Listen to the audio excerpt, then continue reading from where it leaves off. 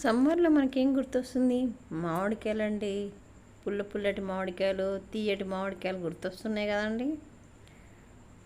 గుమగుమలాడే మామిడికాయ పప్పుకి పుల్లటి మామిడికాయలు తీసుకొచ్చి ముక్కలుగా కట్ చేసి మామిడికాయ పప్పు చేసుకుంటూ ఉంటుందండి. ఆ టేస్టే వేరు.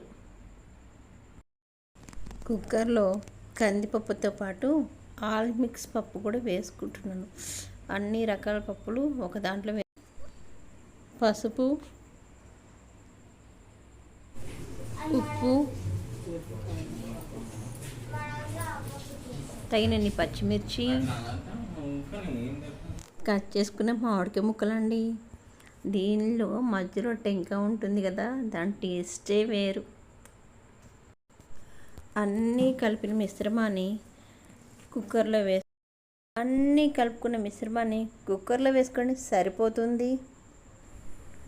కుక్కర్కి మూత పెట్టుకొని విజిల్ పెట్టుకోవాలి. 5-6 విజిల్స్ వచ్చిన తర్వాత స్టవ్ ఆఫ్ చేసుకుంటే సరిపోతుంది. బాండీలో తగినంత నూనె పోసుకొని తాలింపుకు సరిపడా ఎండుమిర్చి వేసుకోవాలి. ప్లీజ్ సపోర్ట్ చేయండి ఫ్రెండ్స్ నా channel at the great of Sravanthi 982 YouTube channel. Comment, share, subscribe, bell icon click చేయండి. నేను పెట్టిన ప్రతి ఒక్క వీడియో మీకు నోటిఫికేషన్ ద్వారా వస్తుంది. నేను ఇప్పుడు వీడియో తీసి వాయిస్ ఓవర్ ఇస్తున్నాను ఫ్రెండ్స్. ప్లీజ్ నేను ఇంత కష్టపడుతున్నందుకు ఒక లైక్, షేరు, కామెంటు చేస్తారని ఆశిస్తున్నాను friends. Please support me my channel friends please.